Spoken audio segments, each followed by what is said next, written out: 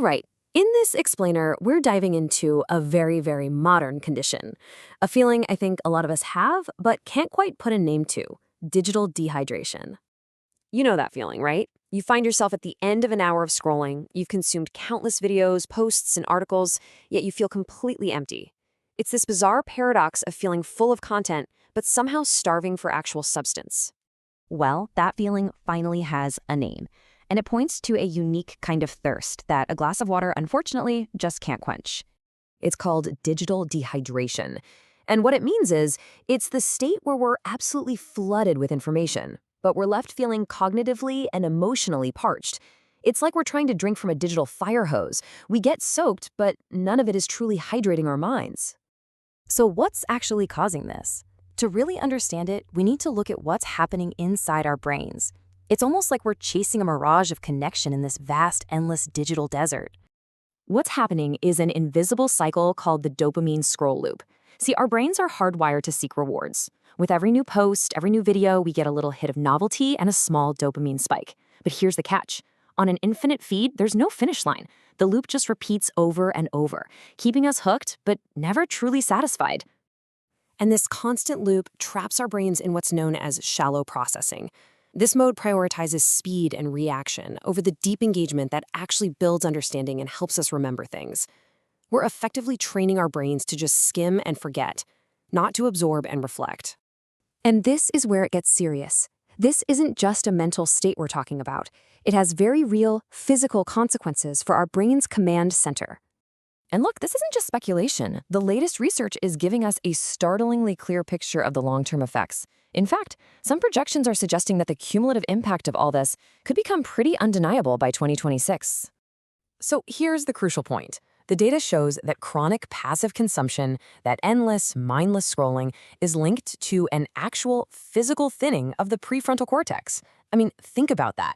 This is the CEO of your brain, the part responsible for focus, decision-making, and your emotional regulation. And this chart just illustrates it perfectly. Just look at the difference in neural pathway density. Active engagement, something like deep reading, it builds strong, dense connections.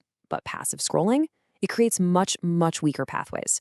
We're basically paving cow paths instead of building neural superhighways. And what's the direct result of a smaller, less connected command center? Well, it means we have less ability to regulate our impulses. That crucial part of our brain that helps us pause and think before we act, it just gets weaker. This physical change leads directly to a psychological one, creating what the research is now describing as a brittle mindset. And this isn't some vague feeling.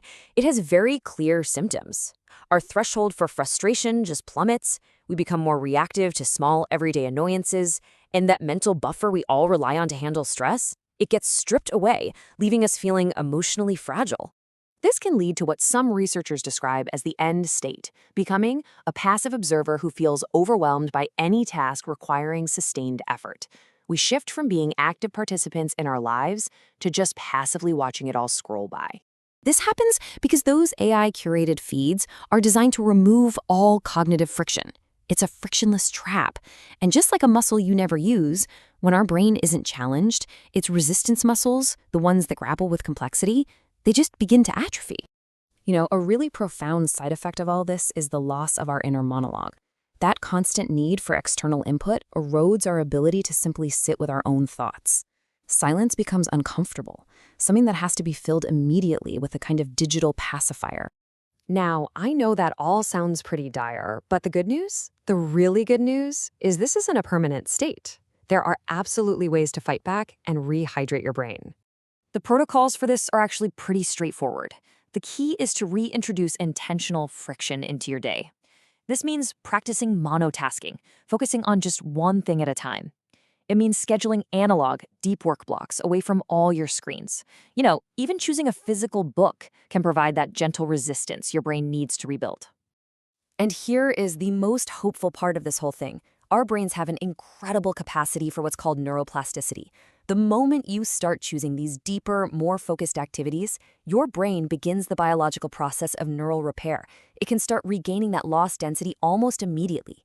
So this explainer leaves us with a critical question to ask ourselves every single time we pick up our devices. With our attention, which is our most valuable resource, what are we building? Are we building a resilient mind, one that's capable of deep thought and emotional stability, or are we building a brittle one? The choice is ours to make.